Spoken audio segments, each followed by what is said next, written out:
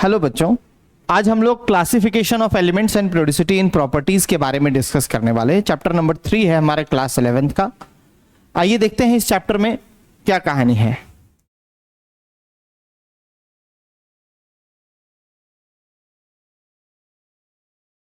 सबसे पहले हम लोग को एलिमेंट्स की क्लासिफिकेशन की जरूरत क्यों महसूस हुई, इस बारे में बात करने वाले हैं। तो अगर हम कहें आपसे कि मान लो आपके पास सिर्फ अब तक वैसे तो आप जानते हो 118 एलिमेंट्स आपके पास नोन है अब तक, लेकिन मान लो आपके पास 2 या 3 एलिमेंट ही होता, तब क्या करते आप? क्या उनको एक बड़ा सा टेबल में आप बांटते? आपका आंसर होता नो। ऐसा ही कुछ बात हुआ था लगभग आज से 150-200 साल पहले की अगर हम बात करें तब। उस समय बहुत कम एलिमेंट्स नोन थे, तब लोगों को टेबल या क्लासिफिकेशन की जरूरत हमें महसूस नहीं थी। धीरे धीरे नंबर ऑफ एलिमेंट्स बढ़ते गए, बढ़ता गया उनका प्रॉपर्टीज, और इसी आधार पर हम एलिमेंट्स को क्लासिफाई करने का प्रयास शुरू करने लगे। सबसे पहला प्रयास इसी में आया लेवोजियर का क्लासिफिकेशन। लेवोजियर भाई साहब का कहना था कि एलिमेंट्स को मेटल और नॉन मेटल्स में बांट दो। किसमें किसमें? मेटल्स और नॉन मेटल्स में बांट दो। जैसे ही मेटलॉइड की डिस्कवरी हुई, बेचारे का क्लासिफिकेशन रिजेक्ट हो गया। ये लेवोजियर का क्लासिफिकेशन था। फिर इसके बाद आता है डॉबर्नर का ट्रायड्स। इसने क्या किया? एलिमेंट्स को 3-3 का ग्रुप बना करके बांटना शुरू किया, है ना। 3-3 एलिमेंट्स का इस तरह से इन अ ग्रुप ऑफ 3 एलिमेंट्स का ग्रुप उसने बांटकर शुरू किया, और ऐसा माना कि atomic mass of middle element जो है वो एवरेज या अप्रोक्सीमेट एवरेज होगा लगातार 2 टर्मिनल मतलब किनारे वालों का।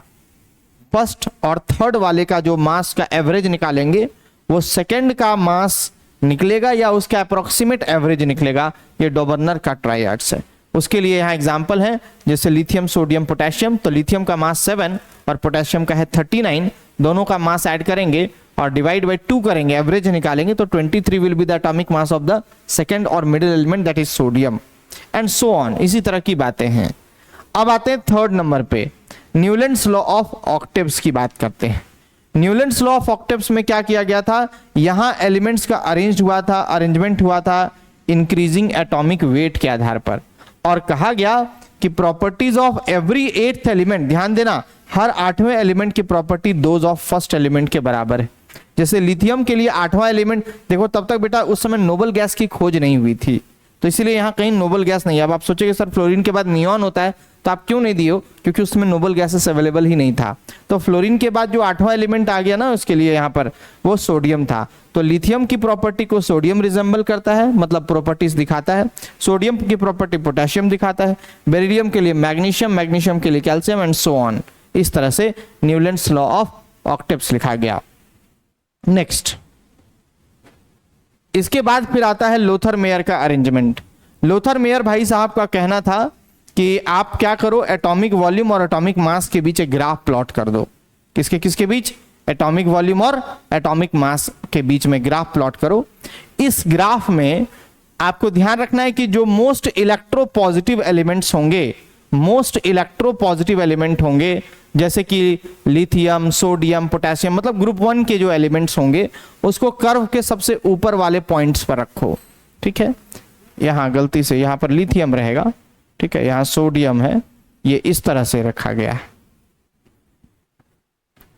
फिर इससे कम यानी कि ग्रुप 2 वाले एलिमेंट जो लेस इलेक्ट्रोपॉजिटिव होंगे, they are present on the descending position, right.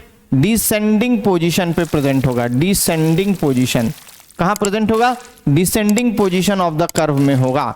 तो डिसेंडिंग पोजीशन बोले तो मतलब किधर आएंगे बताओ? ऐसे, जैसे यहां बेरिलियम है, फिर बेटा इधर जाएंगे, फिर ऐसे देखो मैग्नीशियम है, देख रहे हो, ये वाला बेरिलियम, मैग्नीशियम सब डिसेंडिंग पोजीशन पर अवेलेबल हो रहा है।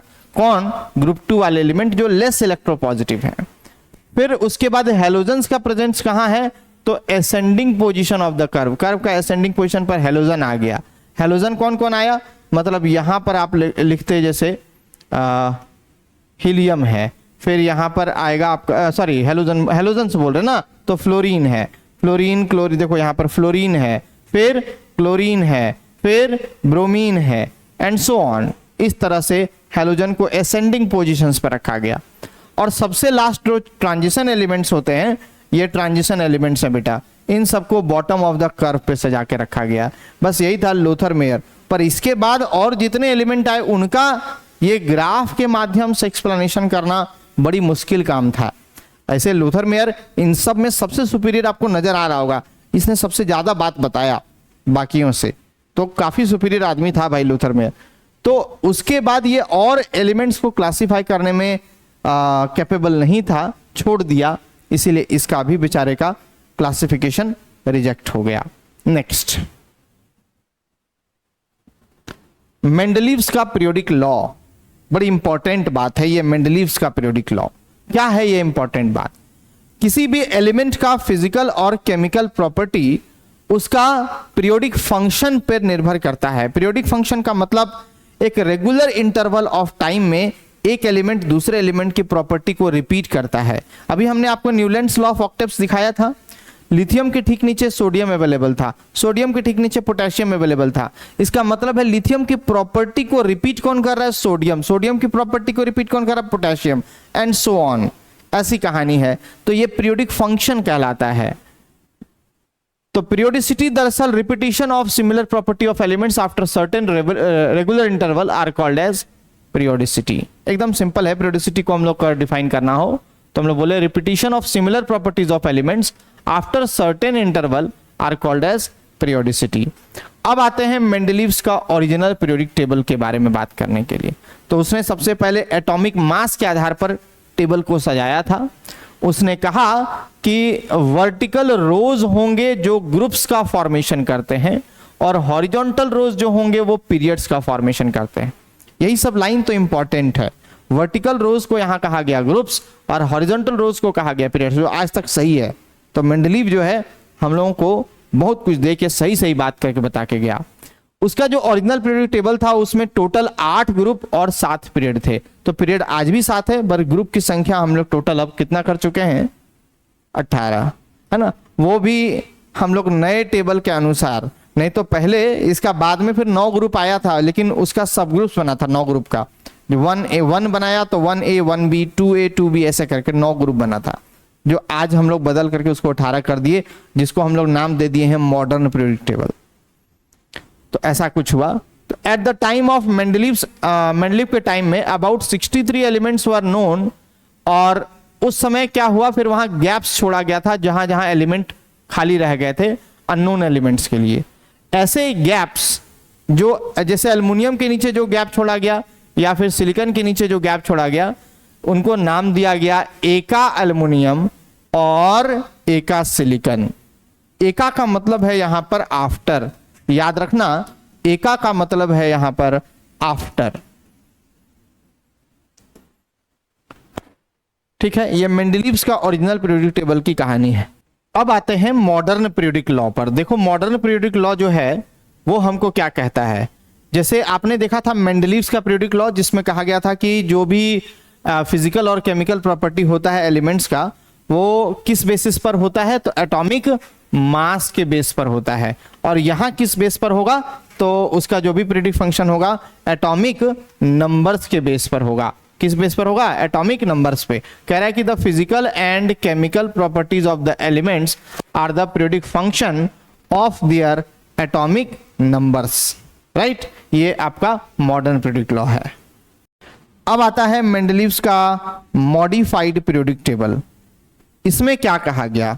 देखो मेंडलीव के मॉडिफाइड पीरियोडिक टेबल में जब अरेंजमेंट हुआ उसका, तो एटॉमिक नंबर के आधार पर अरेंजमेंट हुआ। किस नंबर पर अरेंजमेंट हुआ है? एटॉमिक नंबर्स के आधार पर। वैसे एलिमेंट जिनकी सिमिलर प्रॉपर्टीज थी, they are repeated after certain regular interval and they have same number of electrons and same distribution in the valence shell. Valence shell में इलेक्ट्रॉन्स का डिस्ट्रीब्यूशन भी सेम हुआ, और एलिमेंट्स, एक एलिमेंट दूसरे element की property को रिपीट जो कर रहे थे, उनके पास सेम नंबर ऑफ इलेक्ट्रॉन्स भी आए। यही था मेंडलीव्स का मॉडिफाइड पीरियोडिक टेबल, जिसका हम लोग को एडवांटेज और डिसएडवांटेज के बारे में डील करना है। तो एडवांटेज ये था कि सिस्टमैटिक स्टडी कराने में, हमको टेबल का सिस्टमैटिक स्टडी करने में, या एलिमेंट्स का सिस्टमैटिक स्टडी कराने में हेल्प कर दिया। कौन? मेंडलीव्स का मॉडिफाइड पीरियोडिक टेबल। फिर नए एलिमेंट्स की डिस्कवरी और उनके प्रॉपर्टीज के बारे में एक्सप्लेनेशन दिया। फिर एलिमेंट्स का जो भी एटॉमिक वेट गलत अगर किसी का आ रहा था तो उसको करेक्ट करके सही करके फिर हमको देना शुरू किया था। ये उसका एडवांटेजेस था। अब उसके कुछ डिसएडवांटेजेस पर बात करते हैं। आज तक ये बात मिथ्या ही है कि आइसोटॉप्स का पोजीशन तब भी उस समय नहीं कर पाया था। आज भी बहुत सारा ऐसा आइसोटॉप है जिसका पोजीशन एग्जैक्टली डिटरमाइन नहीं हो पाया। तो पोजीशन ऑफ आइसोटॉप्स नहीं हो पाया, पोजीशन ऑफ हाइड्रोजन एटम नहीं दे पाया, है ना। Dissimilar elements are place together, position of groups elements of group 8, जैसे इसमें क्या था, ग्रुप 8 का एलिमेंट का तीनों एलिमेंट जो है ना एक साथ रख दिया था। अब एक ब्लॉक में तो एक ही एलिमेंट होता है भैया, तो तीन तीन एलिमेंट कैसे आ सकता है। ये सब की गलतियां थी किसकी, मेंडलीव का मॉडिफाइड पीरियोडिक टेबल का। अब आते हैं एक्सटेंडेड या long form of periodic table, जिसको हम बोर्ड्स टेबल के नाम से जानते हैं। इसका एडवांटेज और डिसएडवांटेज जानिए। सबसे पहला बात कि ये टेबल बेस्ड था इलेक्ट्रॉनिक कॉन्फ़िगरेशन ऑफ एलिमेंट्स पर, है ना। इलेक्ट्रॉनिक कॉन्फ़िगरेशन के बेस पर हम लोग ये देख पाएंगे। Electronic configuration of periodic table has been divided into 4 blocks, s, p, d और एफ ब्लॉक। ये 4 अलग अलग ब्लॉक्स में बांटा गया एलिमेंट्स को, 4 अलग अलग ब्लॉक्स में बांटा गया एलिमेंट्स को, एस, पी, डी और एफ। फिर इनमें नंबर ऑफ सब ग्रुप्स भी आए थे पीरियोडिक टेबल में। टोटल 18 ग्रुप था 1 से लेकर के 18 तक। ये एलिमेंट्स प्रेजेंट थे जो भी किसी दिए गए ग्रुप में। हर एक ग्रुप का सबसे खास बात, सेम डिस्ट्रीब्यूशन ऑफ इलेक्ट्रॉन होगा इन आउटर मोस्ट शेल। मतलब आउटर शेल में इलेक्ट्रॉन हर एक के लिए सेम है। जैसे लिथियम है, सोडियम है, पोटेशियम है, रुबिडियम है, सबके आउटर मोस्ट में कितना, 1 इलेक्ट्रॉन है। बेरिलियम है, मैग्नीशियम है, कैल्शियम है, स्ट्रोंशियम है, बेरियम है, इन सब के आउटर मोस्ट में कितना, 2 इलेक्ट्रॉन। तो जो सेम ग्रुप में है उनका वैलेंस इलेक्ट्रॉन भी क्या होगा, सेम होगा। ठीक, आगे देखते हैं। और उनका सबशेल और ऑर्बिटल्स भी लिखा जाएगा। The reactive elements have been placed in group 1 and group 2 constitute s block element. अगर मान लो कोई एलिमेंट सिर्फ ग्रुप 1 या ग्रुप 2 का है तो वो एस ब्लॉक एलिमेंट माना जाता है। जो हैवी मेटल्स हैं वो ग्रुप 3 से 12 तक हैं, जिनको हम डी ब्लॉक एलिमेंट्स मानते हैं। कैसा मानते हैं, डी ब्लॉक एलिमेंट्स। जितने भी नॉन मेटल्स हैं have been placed in the group 13 to 18, जिनको हम पी ब्लॉक एलिमेंट्स के नाम से जानते हैं। और बॉटम ऑफ द पार्ट में जो मेन बॉडी से हटकर हो जाता है थोड़ा, उसमें एफ ब्लॉक एलिमेंट्स इंट्रोड्यूस हो जाता है। अब इसका डिफेक्ट का बात करते हैं, जो हम आपको पहले भी कहे थे। हाइड्रोजन का पोजीशन और लेंथेनाइड ऑक्टिनॉइड्स का have been not been accommodated in the main body of the periodic table, right. अभी तक पीरियोडिक टेबल में वही हम लोग एफ ब्लॉक की बात कर रहे थे, वो मेन बॉडी में अवेलेबल नहीं है। नेक्स्ट, अब हम लोग पढ़ने वाले हैं कुछ ऐसे डिजिट्स और रूट्स जिसको याद रखने के लिए, मतलब नोमेनक्लेचर वैसे एलिमेंट्स का जिसका एटॉमिक नंबर 100 से ज्यादा है, वही हमारा टॉपिक है ना। Nomenclature of elements greater than 100, ये टॉपिक है आपका इसका, इस चीज के लिए। Nomenclature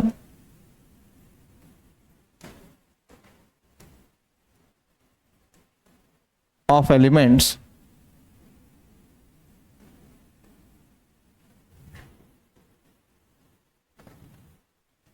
having atomic number greater than 100, okay।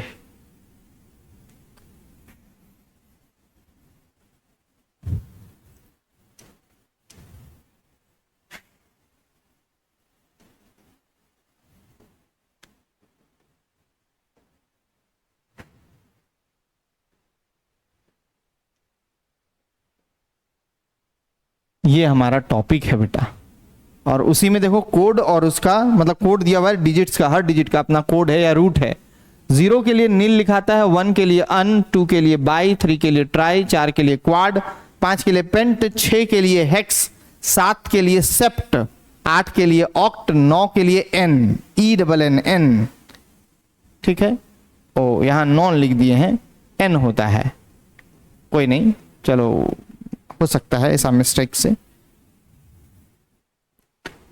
अब देखो बेटा, अपने पास एटॉमिक नंबर जो जो गिवन है उसके हिसाब से हम लोग यहां पर देखेंगे। 101 है, 1 के लिए अन, 0 के लिए नील, फिर 1 के लिए अन, और उसी में हमको जोड़ देना है IUM, अन नील अनियम। अब 2 है, अनिल बाई हो गया। अब आई पहले से है तो अब खाली क्या जोड़ना है, यूएम जोड़ना हो, तो आई यूएम तो हो गया। अनिल बाइयम, अनिल ट्राइयम, अनिल क्वाडियम, अनिल पेंटियम, अनिल हेक्सियम। उसी तरह 109 है अगर मान लो तो अनिल एनियम, देख रहे हो ना, 9 के लिए एन लिखते हैं इसीलिए। 110 है बेटा अननीलियम, 111 अनियम, 120 आ गया मान लो तो अनबाइनीलियम लिख पाएंगे। ये एक बार क्वेश्चन आया था नीट में कि अगर कोई एलिमेंट जिसका एटॉमिक नंबर 120 हो जाए तो उसका हम लोग नोमेनक्लेचर क्या लिख पाएंगे, तो क्या लिख पाएंगे, अनबाइनीलियम। चलिए स्टूडेंट्स, हम लोग अब डिस्कस करेंगे description of S p d और एफ ब्लॉक एलिमेंट्स। आइए देखते हैं। सबसे पहले आप जानते हैं हमारा पीरियोडिक टेबल ये 4 ब्लॉक में डिवाइडेड है, एस पी डी और एफ ब्लॉक। इन चारों ब्लॉक्स को अगर हम देखें तो एस ब्लॉक का जो जनरल कॉन्फ़िगरेशन होगा बच्चों वो होगा NS 1 से लेकर 2 तक, this is the general configuration. वहीं अगर डी ब्लॉक के लिए देखा जाए तो N-1 D 1 to 10 NS 1 to 2। P block के लिए जनरल कॉन्फ़िगरेशन होगा NS2 NP 1 to 6 और डी के लिए कॉन्फ़िगरेशन होगा N-2 F1 to 14 N-1 D 0 to 1 और NS2। बात करते हैं एक एक ब्लॉक के हम लोग कैरेक्टरिस्टिक्स या प्रॉपर्टी की। सबसे पहला बात होगा एस ब्लॉक एलिमेंट्स के लिए। तो एस ब्लॉक एलिमेंट्स में अगर हम देखें तो सबसे पहला बात है कि सॉफ्ट मेटल्स होते हैं। सॉफ्ट मेटल है तो लो मेल्टिंग और बॉइलिंग पॉइंट होगा। हाईली रिएक्टिव मेटल्स होंगे और उनका आयोनाइजेशन इंथैल्पी लो होगा। देखेंगे आगे टर्म में आयोनाइजेशन इंथैल्पी क्या होता है, ये आपको बताया जाएगा, है ना। ऐसे सिंपल बात है, किसी भी आउटर मोस्ट शेल से, किसी एटम के आउटर मोस्ट शेल से एक इलेक्ट्रॉन को निकालने के लिए जो एनर्जी हमें खर्च करना पड़ता है that is called ionisation enthalpy. उसके बाद ये हाईली इलेक्ट्रोपॉजिटिव मेटल्स होते हैं क्योंकि बहुत सबसे आसानी से इलेक्ट्रॉन यही लॉस करते हैं ग्रुप 1 के मेटल्स और ग्रुप 2 के। Alkali metals of group 1 shows +1 oxidation state, so most electropositive group 1, less electropositive group 2। और अल्कलाइन अर्थ मेटल जिसको हम लोग ग्रुप 2 बोलते हैं ये +2 ऑक्सीडेशन स्टेट शो करता है। ये आयनिक कंपाउंड का फॉर्मेशन करता है और बहुत अच्छा रिड्यूसिंग एजेंट माना जाता है। ये सारी बातें हो गई कौन से ब्लॉक के लिए, एस ब्लॉक एलिमेंट्स। अब हम लोग मूव कर रहे हैं पी ब्लॉक एलिमेंट्स के लिए। तो पी ब्लॉक एलिमेंट्स की अगर हम बात करें तो पी ब्लॉक एलिमेंट्स तीनों चीज रखता है। कौन कौन, मेटल्स, नॉन मेटल्स और मेटलॉइड्स। मेटल्स, नॉन मेटल्स और मेटलॉइड्स, ये तीनों बातें रखता है। इसका जो आयोनाइजेशन एनर्जी होता है वो higher than s block elements होता है। I.E जो हम लोग बोल रहे थे आयोनाइजेशन एनर्जी वो हाई होता है as compare to s block, है ना, सबसे एक्सट्रीम राइट में होता है। और लेफ्ट टू राइट जाने से एटॉमिक साइज छोटा होता है तो इनका एटॉमिक साइज छोटा होगा, इस वजह से इलेक्ट्रॉन निकालना ज़्यादा मुश्किल होगा तो एनर्जी हमें ज़्यादा लगाना पड़ेगा। That's why this part. They shows variable oxidation state और most of the P block elements form acidic oxide. ज़्यादा एसिडिक ऑक्साइड क्यों बन रहे हैं, क्योंकि इसमें मोस्ट ऑफ द एलिमेंट्स जो हैं वो नॉन मेटल्स होते हैं और नॉन मेटल जब ऑक्सीजन के साथ मिलता है ना तो वो एसिडिक ऑक्साइड का फॉर्म करता है। क्लास 8, 9, 10 की बातें हैं। ग्रुप 16, 17 और 18 को हम लोग मिला करके ग्रुप 17 को चेल्कोजेन कहा जाता है, 17 को हेलोजेंस कहा जाता है और 18 को हम लोग नोबल गैस का नाम देते हैं। तो ये सारी बातें हो गई कौन से ब्लॉक के लिए, p block. Next moving to d block elements. D block के एलिमेंट्स क्या कहते हैं, हार्ड हैं, हाई मेल्टिंग और बॉइलिंग पॉइंट है, मैलिएबल और डक्टाइल होता है, वेरिएबल ऑक्सीडेशन स्टेट रखता है, आयनिक और कोवेलेंट कंपाउंड दोनों फॉर्म करता है और ये good conductor of heat and electricity होता है क्योंकि सभी मेटल्स होते हैं। They form alloys with the other metals. ये सारी बातें हैं डी ब्लॉक के एलिमेंट्स के लिए। अब आते हैं लास्ट है एफ ब्लॉक एलिमेंट्स। जितने भी एफ ब्लॉक के एलिमेंट्स होते हैं ये सभी मेटल्स होते हैं। जितने भी एफ ब्लॉक के एलिमेंट्स हैं सभी मेटल्स होते हैं और स्पेशली जो एक्टिनोइड सीरीज होता है उसमें most of the all the elements are radioactive in nature, ठीक है, वो यहाँ आपको मिलेगा। All the elements of actinide series are radioactive, है ना। हाई मेल्टिंग बॉइलिंग पॉइंट होता है, वेरिएबल ऑक्सीडेशन स्टेट होता है, कलर्ड कंपाउंड फॉर्मेशन करता है। So this is all about the description of S, p, D and F block. अब हम लोग पढ़ने जा रहे हैं एक ऐसा ट्रिक जिससे ग्रुप नंबर और पीरियड नंबर का हम पता लगा सकते हैं। ट्रिक ये है कि पीरियड नंबर अगर आपको पता लगाना हो तो सबसे पहले आप क्या करोगे, हाईएस्ट नंबर ऑफ शेल देखोगे। ध्यान देना कॉन्फ़िगरेशन में जो सबसे बड़ा शेल होगा वही आपका पीरियड नंबर बताएगा। ग्रुप नंबर बताने के लिए आपका ट्रिक क्या है, अगर एस ब्लॉक का एलिमेंट है, मतलब लास्ट इलेक्ट्रॉन अगर एस सब शेल में आकर रुका है तो एस ब्लॉक का एलिमेंट है, तो उसके लिए ट्रिक होगा एनएस का इलेक्ट्रॉन। देख सकते हो आप स्क्रीन पर एनएस का इलेक्ट्रॉन। अगर पी ब्लॉक के लिए है तो उसके लिए ट्रिक होगा एनएस का इलेक्ट्रॉन प्लस एनपी का इलेक्ट्रॉन प्लस 10 यूज करना, ऐड करना है उसमें 10, इसलिए क्योंकि एस से पी तक में 10 डी के ग्रुप, 3 से 12 तक ये 10 डी के ग्रुप अवेलेबल है। डी ब्लॉक में अगर हम जाएं तो n-1 डी के इलेक्ट्रॉन प्लस ns के इलेक्ट्रॉन है। ये आपका ट्रिक हुआ ग्रुप नंबर निकालने का, और ऊपर वाला है पीरियड नंबर। अब एक छोटा सा सवाल है कि find the group number and period number of an element having atomic number 6। एक एलिमेंट है जिसका एटॉमिक नंबर 6 है, तो बताइए उसका ग्रुप नंबर और पीरियड नंबर कितना है। तो 6 है तो इसका इलेक्ट्रॉनिक कन्फिग्रेशन हम कर पाएंगे 1s2 2s2 2p2। Highest number of cell कितना है, तो 2 है, तो इसीलिए हम बोलेंगे इसका पीरियड नंबर कितना होगा, तो 2 होगा बच्चों, सेकेंड पीरियड का एलिमेंट होगा। अब last electron p subshell में आया है, मतलब पी वाला ट्रिक देखना होगा। तो ग्रुप नंबर अगर निकालना है तो हमने देखा ns का इलेक्ट्रॉन, तो ns में है कितने इलेक्ट्रॉन, तो देख सकते हो 2 इलेक्ट्रॉन है, np में भी 2 इलेक्ट्रॉन है, प्लस ऐड कर दिया 10, टोटल आ गया 14th। तो इसीलिए 14th ग्रुप नंबर है और सेकेंड इसका पीरियड नंबर है आंसर। अगला सवाल है, एक एलिमेंट है जिसका एटॉमिक नंबर है 11, उसका ग्रुप नंबर और पीरियड नंबर फाइंड करिए।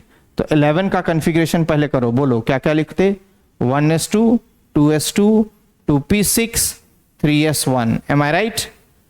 हाईएस्ट नंबर ऑफ शेल कौन सा है बच्चे, 3 है, तो इसका पीरियड नंबर क्या लिखा जाएगा, 3rd, राइट। और ग्रुप नंबर हमको देखना है तो हम देखेंगे लास्ट इलेक्ट्रॉन कौन सा सबशेल में आया है, किस में आया है, एस में आया है।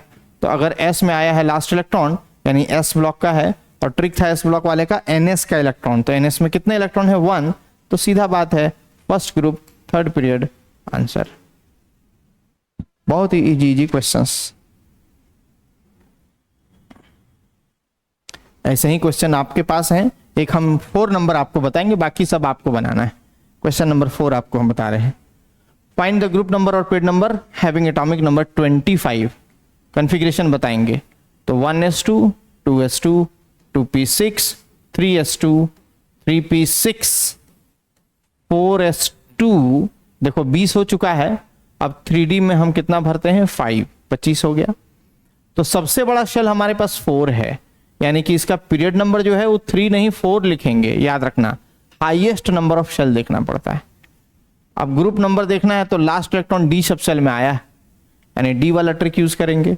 तो n-1 डी का इलेक्ट्रॉन, n मतलब हाईएस्ट नंबर ऑफ शेल है ना, ट्रिक में था n-1 डी का इलेक्ट्रॉन, तो 4-1 यानी 3d का इलेक्ट्रॉन, 3d में कितने इलेक्ट्रॉन, 5, प्लस ns का इलेक्ट्रॉन 2, तो 5 + 2 क्या, तो 7th ग्रुप 4th पीरियड, ये इसका आंसर। ठीक है, बाकी सभी क्वेश्चंस आपको जो स्क्रीन पर आपको दिखाई दे रहा है, ये सारे क्वेश्चन आप सॉल्व करेंगे टोटल।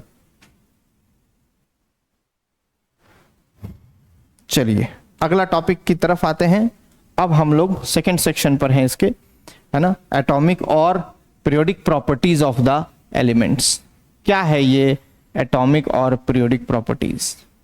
तो पहले जानते हैं कि ये एटॉमिक प्रॉपर्टीज या पीरियोडिक प्रॉपर्टीज होता कौन है।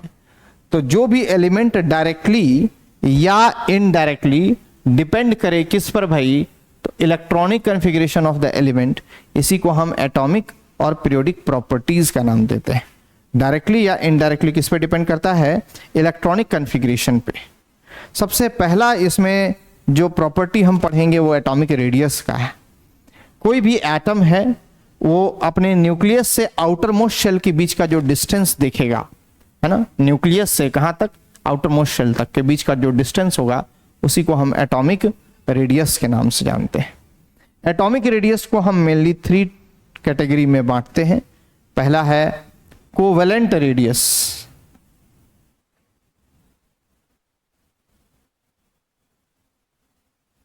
हाँ जी, पहला है कोवेलेंट रेडियस, दूसरा वेंडरवाल और तीसरा मेटालिक। कोवेलेंट रेडियस की अगर हम बात करें तो कोवेलेंट रेडियस होता क्या है, देखिए और समझिएगा। यहां पर ठीक है। पहले कोवेलेंट बॉन्ड आप जानते हैं, म्यूचुअल शेयरिंग से इलेक्ट्रॉन जब बॉन्ड बनाता है म्यूचुअल शेयरिंग ऑफ इलेक्ट्रॉन से, तो वो कोवेलेंट बॉन्ड है। बेटा यहां ये जो आप देख रहे हो,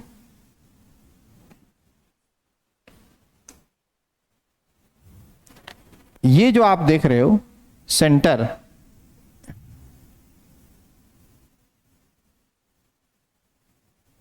इस सेंटर से यहां तक का डिस्टेंस ये कहलाएगा एटॉमिक रेडियस। फिर इस सेंटर से यहां तक का डिस्टेंस ये भी कहलाएगा एटॉमिक रेडियस, राइट। पर बात ऐसा है ना कि ये वाला जो डिस्टेंस है बेटा, ये है इंटर न्यूक्लियर डिस्टेंस। कैसा डिस्टेंस है? Internuclear distance. और इस इंटर न्यूक्लियर डिस्टेंस का अगर हम हाफ ले लें तो यहां से यहां तक ये कहलाएगा कोवेलेंट रेडियस, यहां से यहां तक ये कहलाएगा कोवेलेंट रेडियस। और दोनों को अगर मिला दोगे ना तो कहला जाएगा कोवेलेंट रेडियाई। रेडियस का प्लूरल है रेडियाई, ठीक है। दो एटम आपस में कोवेलेंटली बॉन्डेड हैं और उनके इंटरन्यूक्लियर डिस्टेंस का 1/2, यानी सीधा सीधा बात है r covalent is equal to, हम लिख पाएंगे इंटर न्यूक्लियर डिस्टेंस बाय 2। ये है आपका कोवेलेंट रेडियस। तो सिंपली हम लोग बात कर लिए कोवेलेंट रेडियस के बारे में।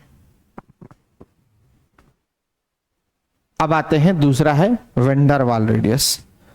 यहां क्या करना है, लगातार देखो क्या बोल रहा है, internuclear distance between two identical atoms bonded by a single covalent bond.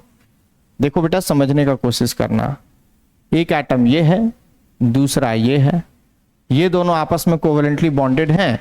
और अगर ऐसा है तो हम सभी जानते हैं कि सेंटर से यहां तक का दूरी ये इसका एटॉमिक रेडियस है, फिर यहां से यहां तक ये भी इसका एटॉमिक रेडियस है।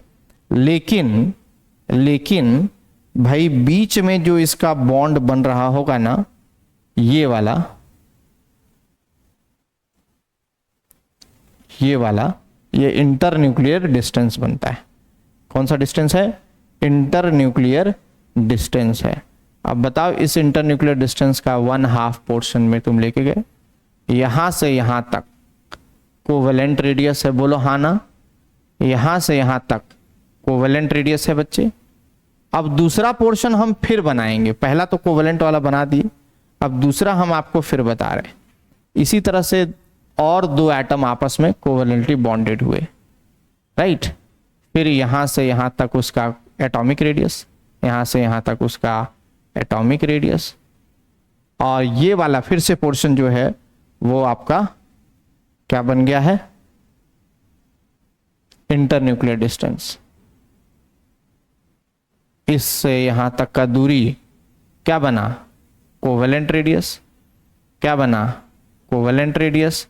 और दोनों को मिला दिए तो कोवेलेंट रेडियाई, इन दोनों को मिला दिए तो कोवेलेंट रेडियाई। अब जरा समझने वाला बात है कि बेटा ये जो डिस्टेंस है ये भी तो एक इंटरन्यूक्लियर डिस्टेंस है, तो इस इंटरन्यूक्लियर डिस्टेंस का हम 1/2 कर दिए, तो यहां से यहां तक कहलाएगा वेंडर वाल रेडियस। बोलो यहां से यहां तक क्या कहलाएगा? वेंडर वाल रेडियस। और यहां से यहां तक मिला दिए तो कहलाया वेंडर वाल रेडियाई। ये चीज है, दो कोवेलेंटली बॉन्डेड एटम्स के बीच का जो इंटरन्यूक्लियर डिस्टेंस है उसका 1/2 कर दो तो बन जाएगा वेंडर वाल रेडियस। दोनों को मिला दिए तो वेंडर वाल रेडियाई। लास्ट थर्ड नंबर है मेटालिक रेडियस। कहता है 1/2 of the internuclear distance between the two adjacent ions, metal ions in the metallic lattice. ये वाली बात, मेटल के एटम्स आपस में बस चिपके होते हैं, अंदर ओवरलैप नहीं करते हैं, बस चिपके होते हैं, तो ये उनका फिर से इंटरन्यूक्लियर डिस्टेंस है। तो यहां से यहां तक की दूरी मेटालिक रेडियस है, यहां से यहां तक की दूरी भी मेटालिक रेडियस है, और दोनों को मिला दिए तो मेटालिक रेडियाई बन जाएगा। नेक्स्ट टॉपिक पर आते हैं, अब variations of atomic radius in periodic table हम पढ़ेंगे। सबसे पहले variations of atomic radius in period की बात है। देखिए, जब हम left to right in a period move करते हैं, किधर से किधर जा रहे हैं, left to right in a period, अगर हम left to right in a period चल रहे हैं तो जो न्यूक्लियर चार्ज है, मतलब नंबर ऑफ प्रोटॉन्स है, वो रेगुलरली इंक्रीज करते जाता है, but number of shells remains same.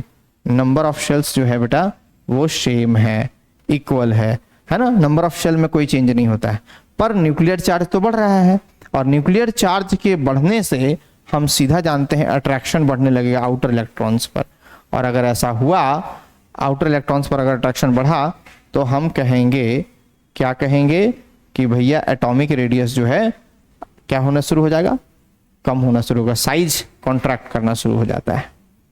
कुछ एक्सेप्शनल केसेस हैं जिसमें second period of atomic radius of nitrogen जो है वो सबसे छोटा माना जाता है। क्यों ऐसा, आगे हम लोग डिस्कस करेंगे। नाइट्रोजन का P subshell completely half filled है ना, अट्रैक्शन बहुत अच्छा होगा, सबसे छोटा साइज हो जाएगा। और atomic radius of oxygen and fluorine are fluorine is longer than nitrogen. Okay, reason देख लीजिए, all the 3 p orbitals have 1 electron each, और ऑक्सीजन में एक p ऑर्बिटल के पास 2 इलेक्ट्रॉन है, जिससे इलेक्ट्रॉन की क्राउडिंग बढ़ जाएगी एज कंपेयर टू नाइट्रोजन। इसलिए नाइट्रोजन हर हाल में अट्रैक्शन ज्यादा रखेगा, यानी साइज छोटा होगा नाइट्रोजन का, right. In oxygen inter electronic repulsion outweigh का मतलब cancel out the effect of increased nuclear charge and the atomic size of oxygen becomes larger than nitrogen। Next topic हम लोग जा रहे हैं आयनिक रेडियस की तरफ। आयनिक रेडियस, ठीक है, आयनिक रेडियस क्या है, effective distance from the centre of the nucleus, centre of the nucleus of the ion to which it exerts its influence on its electron cloud, है ना, कितनी दूर तक अपना इलेक्ट्रॉन क्लाउड ही बढ़ा सकता है। ये साइज बड़ा जो दिख रहा है वो एनायन का है, छोटा वाला कैटायन का है। तो बेटा यहां से यहां तक की इसकी जो दूरी बनेगी, ये वाली, ये दूरी, ये कैटायन के लिए है, राइट। यहाँ तो आपने सॉरी एनायन के लिए है, ये आपने देखो यहाँ पर लिख रखा है R-, तो ये वाला पोर्शन होगा R+ का। बस इतनी सी बात है। So this is ionic radius. अब अगर हम ग्रुप में जाएंगे, top to bottom in group जाएंगे, तो एटॉमिक साइज का क्या होगा, तो टॉप टू बॉटम जाने पर नंबर ऑफ शेल्स क्या हो जाते हैं, बढ़ने लगते हैं। नंबर ऑफ शेल्स बढ़ेगा तो हम सीधा सीधा कहेंगे नंबर ऑफ शेल्स के बढ़ने से एटॉमिक साइज क्या होता है, इंक्रीज करता है। दूसरी बात ये भी होगी कि शेल्स के बढ़ने से इलेक्ट्रॉन का नंबर बहुत ज्यादा बढ़ जाता है, और इंटर इलेक्ट्रॉनिक रिपल्सन भी बढ़ेगा, उससे साइज बड़ा होता है। दोनों बातें हैं यहाँ पर, ठीक है। ये variation of group in of the atomic radius की बात है, variation in a group of atomic radius. अब आयनिक रेडियस का हम लोग कंपैरिजन देखने वाले हैं। बार बार यहाँ पर आइकॉनिक लिखा गया है गलती से, ये प्रिंट मिस्टेक है, don't worry. With the radii of the radius of corresponding neutral atom, किसी न्यूट्रल एटम के कंपेयर में अगर हम आयनिक रेडियस का कंपैरिजन करें तो आइए समझते हैं। जैसे सोडियम है, यहाँ पर इसके आउटर मोस्ट शेल में टोटल 3 सेल हैं, यहाँ पर 2 ही शेल हैं, मतलब साफ है कि कैटायन का साइज हमेशा छोटा होगा उसके पेरेंट एटम से। और यहीं दूसरी तरफ एनायन, जिसमें सेल इक्वल है पर इसमें इलेक्ट्रॉन बढ़ गया है बेटा, तो रिपल्सन बढ़ेगा, तो एकदम साफ मतलब होगा कि Cl- बड़ा होगा किससे, Cl से। अगर हम कैटायन के साइज की बात करते हैं तो चलिए समझते हैं इस चीज को कि क्या कॉन्सेप्ट दे रहा है।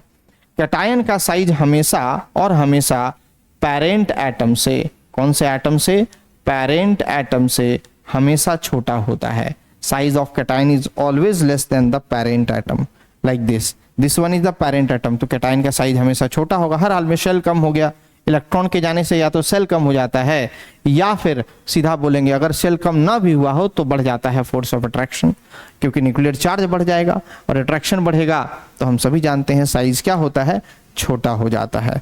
तो ये सिंपल सा कॉन्सेप्ट है। अब आप उसमें देख सकते हो, जैसे यहाँ ये भी समझ लो कि जितना ज्यादा मैग्नीट्यूड ऑफ पॉजिटिव चार्ज बढ़ता है उसका साइज उतना ही कम हो जाता है। अलग अलग अगर एलिमेंट है तो मैग्नीट्यूड ऑफ पॉजिटिव चार्ज जितना बढ़ेगा साइज उतना छोटा होगा, ठीक है। यहाँ हमने प्रोटॉन और इलेक्ट्रॉन के बेस पर भी समझा रखा है। यहाँ 11 है, यहाँ 12 है, यहाँ 13 है और सभी में इलेक्ट्रॉन 10-10 है। तो मैग्नीट्यूड ऑफ पॉजिटिव चार्ज जितना ज़्यादा बढ़ेगा या नंबर ऑफ प्रोटॉन जितना बढ़ेगा वहाँ फोर्स ऑफ अट्रैक्शन और साइज होगा वहाँ छोटा।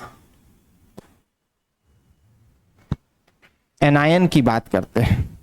रेडियस ऑफ एनायन जो होता है वो हमेशा पेरेंट एटम से बड़ा माना जाता है। अब मतलब साफ है, अभी हमने जो कहा Cl- बड़ा है Cl से, ऐसा क्यों है आइए समझते हैं।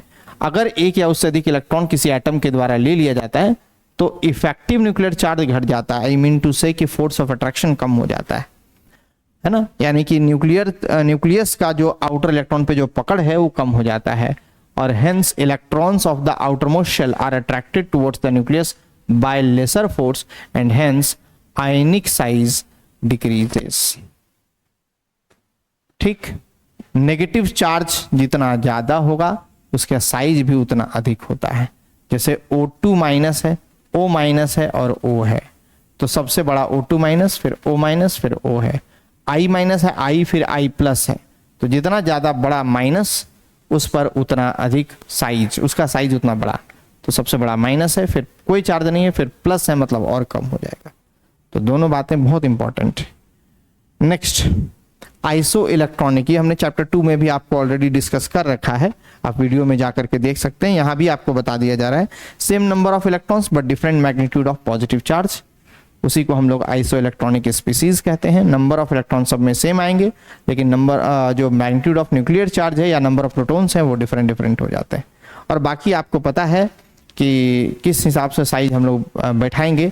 अगर आइसो इलेक्ट्रॉनिक होगा तो हम लोग वहाँ नंबर ऑफ प्रोटॉन्स देखेंगे। बेटा प्रोटॉन्स का नंबर जितना अधिक हो जाएगा उसका साइज उतना ही कम हो जाएगा। सबसे अधिक इसके पास है तो Ca2+ सबसे छोटा हो जाएगा, फिर K+, फिर Ar, फिर Cl-, फिर S2-। राइट,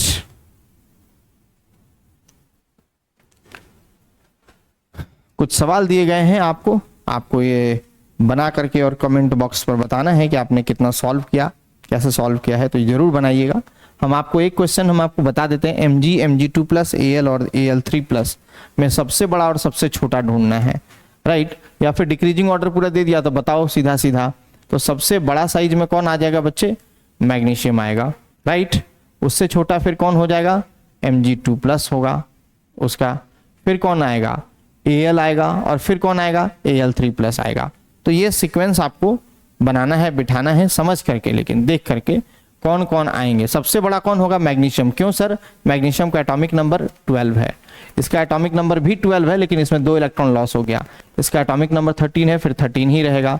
तो पहले ये, फिर ये, फिर ये, फिर ये आएगा, ऐसे करके सीक्वेंस बनाइएगा।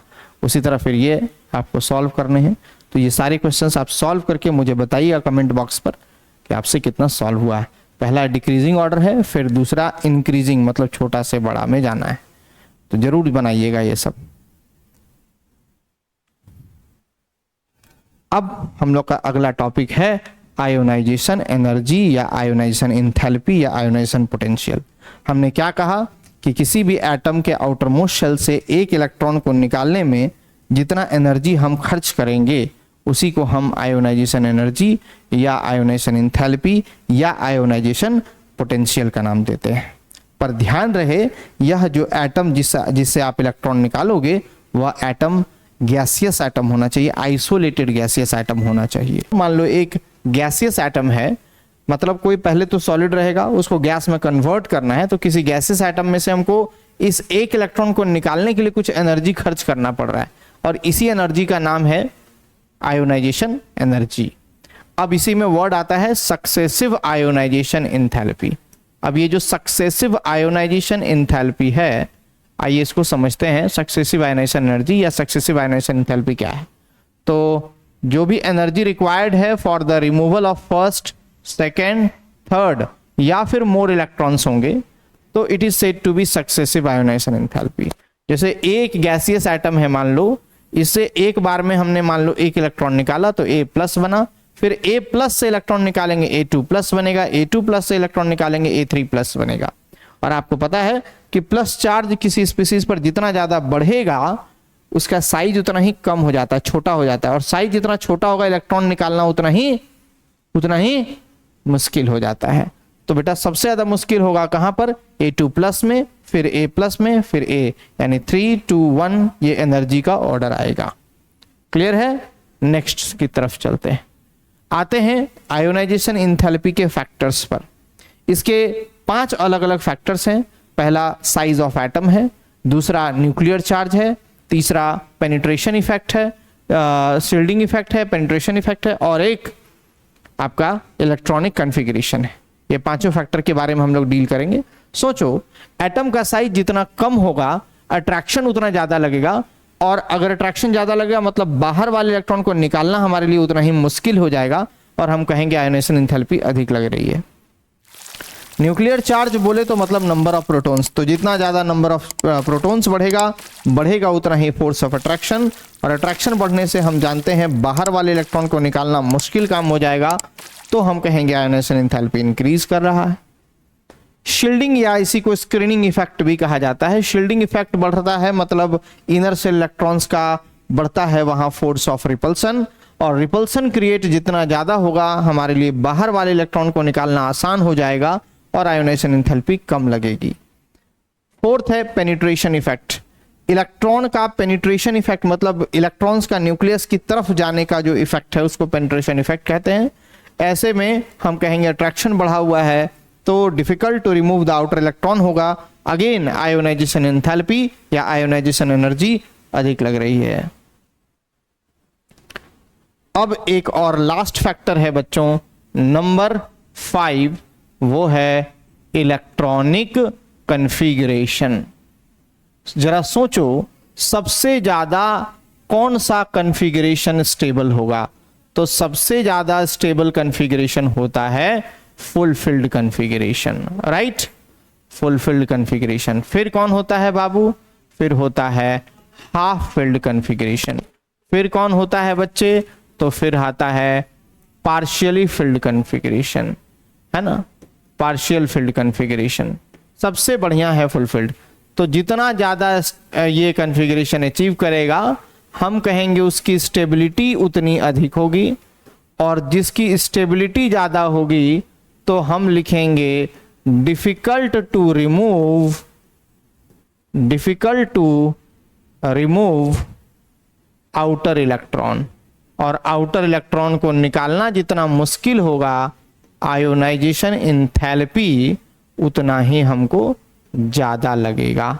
सो these are the 5 factors for ionization enthalpy. Next सवाल पूछ रखा है भैया, ये आपको खुद बनाना है पर सवाल देख लो, समझ लो जरा। How do you explain the fact that the first ionization enthalpy of sodium is lower than that of magnesium, but its second ionization enthalpy is higher than that of magnesium? जरा समझते हैं इस चीज को हम लोग। क्या है कह रहा है, पहले सोडियम का बात करते हैं। सोडियम का एटॉमिक नंबर 11 है, इसका कॉन्फ़िगरेशन हम लोग 281 लिखेंगे। अब इससे जब एक इलेक्ट्रॉन निकाला गया तो Na पर प्लस चार्ज बना और एक इलेक्ट्रॉन बाहर। नाउ इट्स कॉन्फ़िगरेशन इज 28, सही है? ये हमारा first ionization enthalpy, first ionization enthalpy of sodium की बात हो रही। कह रहा था कि सोडियम का फर्स्ट आयोनाइजेशन एंथैल्पी लोअर है देन दैट ऑफ मैग्नीशियम। अब मैग्नीशियम की बात करते हैं। मैग्नीशियम का एटॉमिक नंबर 12 है, कॉन्फ़िगरेशन लिखेंगे 282। आउटर मोस्ट शेल में 2 इलेक्ट्रॉन है लेकिन एक बार में हम एक ही निकालेंगे तो Mg प्लस बनेगा। 2 8 और 1 है, और यहां पर एक इलेक्ट्रॉन आपने निकाला। अब कह रहा था, ध्यान से देखना, कि सोडियम में सोडियम की आयोनाइजेशन एंथैल्पी कम है किससे भाई? मैग्नीशियम से। मतलब सोडियम से इलेक्ट्रॉन निकालना आसान है एज कंपेयर टू मैग्नीशियम। ऐसा इसलिए है क्योंकि सोडियम के आउटर मोस्ट में बस एक ही इलेक्ट्रॉन आपको दिखाई दे रहा है।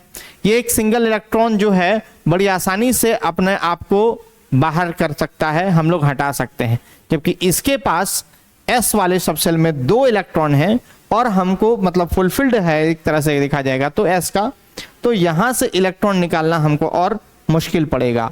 तो हम सीधा सीधा बात यही समझ रहे हैं कि first ionization enthalpy of sodium जो है वो लोअर है किससे? तो मैग्नीशियम से। किससे है? मैग्नीशियम से। रीजन हमको साफ साफ नजर आ रहा है, इसका इलेक्ट्रॉनिक कॉन्फ़िगरेशन।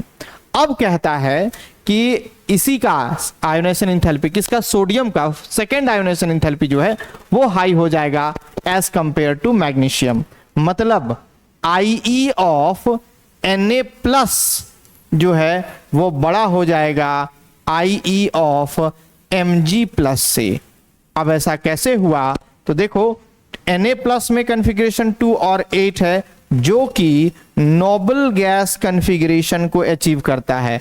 बोलो हाँ या ना, कैसा कॉन्फ़िगरेशन को अचीव करता है, नोबल गैस कॉन्फ़िगरेशन को अचीव करता है।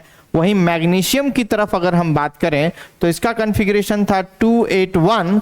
अब बेटा इसके आउटर मोस्ट में एक है जो लूज करना आसान पड़ेगा, तो हम कहेंगे साफ साफ second ionization enthalpy of sodium is higher than that of magnesium, while first ionization enthalpy of sodium is lower than that of magnesium.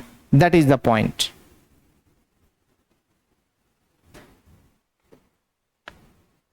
अब देखिए आयोनाइजेशन एंथैल्पी का वेरिएशंस हम लोग डिस्कस करने जा रहे हैं। क्या क्या इसमें वेरिएशन है। सबसे पहला बात हम करेंगे variation in a group.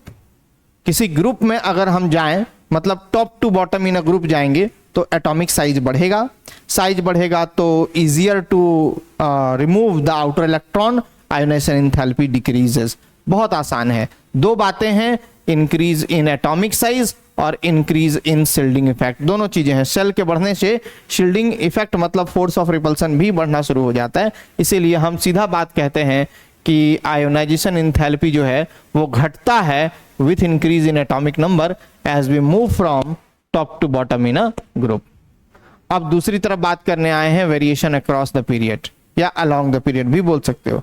Left to right in a period जाएंगे तो एटॉमिक साइज छोटा होता है, नंबर ऑफ शेल्स नहीं घटते, बस नंबर ऑफ प्रोटॉन्स या न्यूक्लियर चार्ज के बढ़ जाने से इफेक्टिव न्यूक्लियर चार्ज बढ़ जाता है।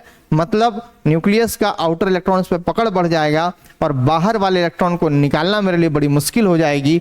इसीलिए left to right in a period जाने पर एटॉमिक साइज छोटा पड़ेगा और हम कहेंगे आयोनाइजेशन एंथैल्पी हमें ज्यादा लगाना पड़ेगा। फिर भी इसके कुछ एक्सेप्शनल केसेस हैं।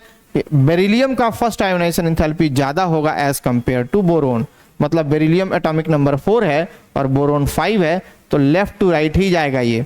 और हम सभी जानते हैं लेफ्ट टू राइट जाने में साइज छोटा होता है, तो बोरोन छोटा होना चाहिए, बेरिलियम से है भी। फिर भी बेरिलियम ज्यादा आयोनाइजेशन एंथैल्पी रखता है स्टेबल कॉन्फ़िगरेशन के कारण। इसका एटॉमिक नंबर 4 है तो 1s2 2s2, और इसका कॉन्फ़िगरेशन में लिखेंगे 1s2 2s2 2p1। तो इससे एक इलेक्ट्रॉन निकालना बेटा आसान है एज कंपेयर टू बेरिलियम। इसीलिए बेरिलियम की ionisation enthalpy first ionization enthalpy ज्यादा है। सिमिलरली नाइट्रोजन का बोलता है हाई है ऑक्सीजन से, वही इसका हाफ फील्ड कॉन्फ़िगरेशन होता है, इसका पार्शियल फील्ड हो जाता है, इसीलिए ऐसा होगा। मैग्नीशियम का ज्यादा है एज कंपेयर टू एल्युमिनियम, ये फिर से आपका फुल फील्ड कॉन्फ़िगरेशन को शो करेगा और स्टेबल कॉन्फ़िगरेशन को शो करेगा, ये पार्शियल फील्ड कॉन्फ़िगरेशन को शो करेगा। फास्फोरस को जो है उसकी आयोनाइजेशन एंथैल्पी ज्यादा, अगेन वही ऊपर वाला सेकंड वाला रीजन है, हाफ फील्ड कॉन्फ़िगरेशन, ये partial field configuration. That's it. कुछ सवाल दिए गए हैं, बैठ करके आप लोग बनाएंगे decreasing order of ionisation enthalpy में, है ना। ऑर्डर आपको लिखना है, बताइएगा कमेंट करके आप लोग क्या सही उत्तर इसका बनाए हो। अब अगला है इलेक्ट्रॉन गेन एंथैल्पी या इलेक्ट्रॉन एफिनिटी की बात हम लोग करने जा रहे हैं। डेल्टा EgH से रिप्रेजेंट करते हैं। तो किसी गैसियस एटम की टेंडेंसी है एक इलेक्ट्रॉन को एक्सेप्ट करने की, किसी गैसियस एटम की टेंडेंसी है एक इलेक्ट्रॉन को एक्सेप्ट करने की, और उसी को हम कहते हैं इलेक्ट्रॉन गेन एंथैल्पी या इलेक्ट्रॉन एफिनिटी। उसी को हम क्या कहते हैं, इलेक्ट्रॉन गेन एंथैल्पी या electron affinity. It is equal to the change in enthalpy when an isolated gaseous atom accepts an electron to form a monovalent anion. To form a monovalent anion, इसका unit होता है kilojoule पर मोल। अगला है successive electron gain enthalpy. ये भी change in enthalpy है जब एक या उससे अधिक इलेक्ट्रॉन्स किसी आइसोलेटेड गैसियस एटम के द्वारा ले लिए जाते हैं तो बन जाता है सक्सेसिव इलेक्ट्रॉन गेन एंथैल्पी। क्या बन जाएगा, सक्सेसिव इलेक्ट्रॉन गेन एंथैल्पी। अब इसके लिए भी 3 अलग अलग फैक्टर्स हैं बेटा, ये बात समझना है। देखो एक बार में एक ही इलेक्ट्रॉन, जैसे वहां एक बार में एक इलेक्ट्रॉन निकाल सकते थे, यहाँ एक बार में एक ही एक्सेप्ट कर सकते हो। ऑक्सीजन के आउटर मोस्ट में 6 इलेक्ट्रॉन है तो उसको 2 की जरूरत है, तो एक बार में दोनों नहीं आया, एक एक करके आया। पहले O माइनस बनाया, फिर O2 माइनस बनाया। और माइनस में इलेक्ट्रॉन ऐड करना बड़ी मुश्किल होती है, इसलिए वैल्यू मोर यहाँ पॉजिटिव वैल्यू है। और जितनी ज्यादा पॉजिटिव वैल्यू मतलब उसकी डेल्टा EgH यानी इलेक्ट्रॉन गेन एंथैल्पी उतनी ज्यादा है। जितनी ज्यादा पॉजिटिव मतलब उतना ज्यादा एनर्जी लग रहा है, जितना ज्यादा नेगेटिव उतना कम एनर्जी लग रहा है। अब एटॉमिक साइज की बात करते हैं। देखो बेटा सोचना है, अगर हम टॉप टू बॉटम आएंगे तो साइज बढ़ेगा, साइज बढ़ेगा तो हमको क्या होगा, यहाँ पर जो attraction of electron towards the nucleus है वो बड़ी मुश्किल हो जाएगी, घट जाएगी। और ऐसे केस में हम बाहर से हम इलेक्ट्रॉन अगर ऐड करना चाहेंगे तो आसान हमारे लिए नहीं है, मतलब लेस क्या हो जाएगा यहाँ पर इलेक्ट्रॉन एफिनिटी की वैल्यू जरा समझ लेंगे। हमने कहा एटम का साइज यहाँ पर बढ़ रहा है तो attraction of electron towards the nucleus वो कम हो रहा है। ऐसे केस में हम बोलेंगे लेस नेगेटिव वैल्यू। क्या बोलेंगे बेटा? लेस नेगेटिव वैल्यू और मोर पॉजिटिव वैल्यू, मतलब ज्यादा एनर्जी आपको खर्च करना पड़ रहा है। न्यूक्लियर चार्ज, न्यूक्लियर चार्ज का मतलब है नंबर ऑफ प्रोटॉन्स। प्रोटॉन्स की संख्या बढ़ेगी, अट्रैक्शन बढ़ेगा। तो बाहर वाला इलेक्ट्रॉन पूछेगा हम अंदर आए तो आने मिलेगा कि नहीं? बिल्कुल, अट्रैक्शन बढ़ा हुआ है भाई, easier to add an extra electron. और जहां याद रखना, जहां इजियर है वहां लेस पॉजिटिव और मोर नेगेटिव, जहां मुश्किल है वहां लेस नेगेटिव, जहां मुश्किल है लेस नेगेटिव मोर पॉजिटिव, इस चीज का ध्यान रखना है। थर्ड और आखिरी है इसका फैक्टर इलेक्ट्रॉनिक कॉन्फ़िगरेशन। सबसे इलेक्ट्रॉनिक कॉन्फ़िगरेशन में आप ये स्टेबिलिटी आप जानते हैं की स्टेबिलिटी बढ़ेगी तो difficult to add an extra electron. और ऐसे केस में अगेन आप क्या लिखोगे? लेस नेगेटिव और मोर पॉजिटिव वैल्यू होगी। जहां डिफिकल्टी है वहां मोर पॉजिटिव है, जहां इजियर है वहां मोर नेगेटिव है। इसी चीज को याद रखना है। यहां बाय मिस्टेक ऐसा लिखा गया तो टेंशन नहीं लेना है, आपको सर सही करके दे रहे हैं।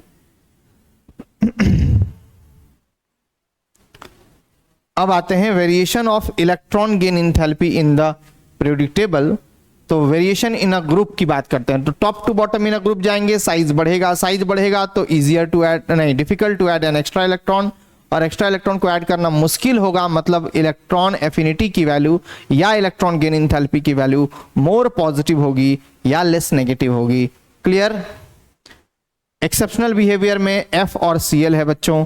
फ्लोरीन और क्लोरीन की बात है तो फ्लोरीन भैया ऐसा है कि इसके पास न्यूक्लियस है और 2 ही सेल हैं। किसके पास बाबू?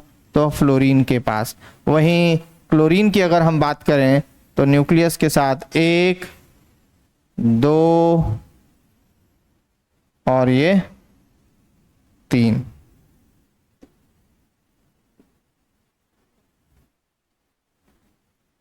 इलेक्ट्रॉन।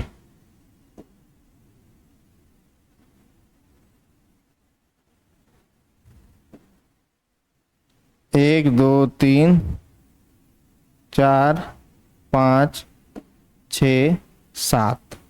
और इसके केस में अगर हम जाएं तो यहां से देखो 2, फिर 1, 2, 3, 4, 5, 6, 7, 8।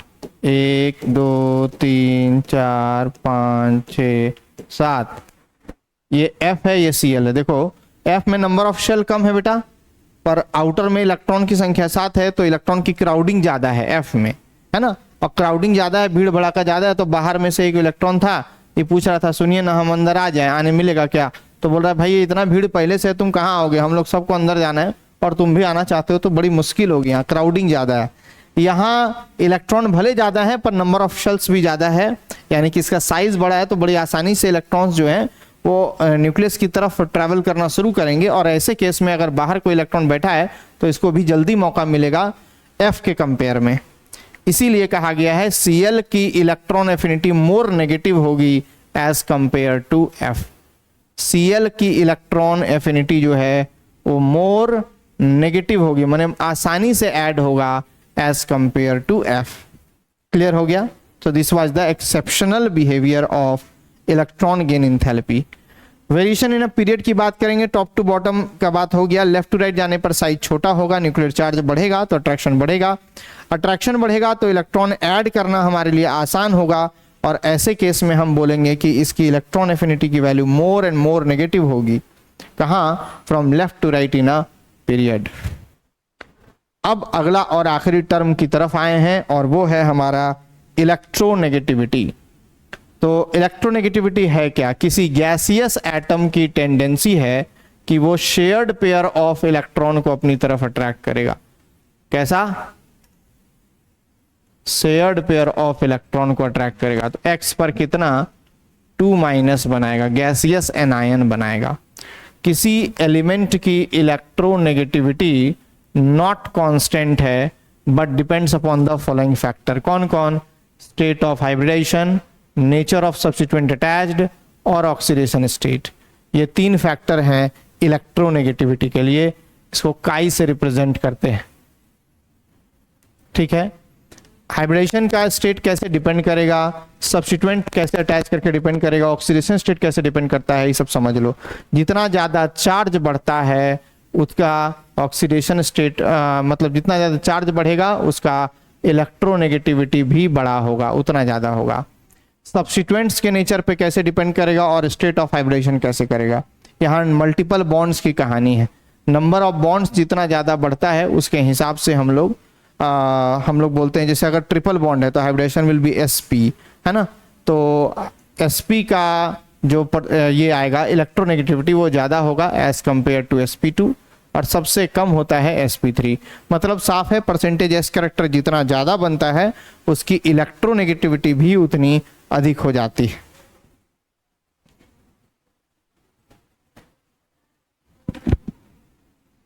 नेचर ऑफ सब्स्टिट्यूएंट की अगर हम बात करें तो हम लोग कहेंगे कि जैसे अगर NH3 के केस में जाएं तो नाइट्रोजन पर यहां पर चार्ज होगा, जैसे H का चार्ज हो गया पॉजिटिव तो इस पर चार्ज नेगेटिव होगा। यही NF3 में अगर हम बात करें तो फ्लोरीन ज्यादा नेगेटिव है तो ये ज्यादा पॉजिटिव चार्ज को कैरी करेगा।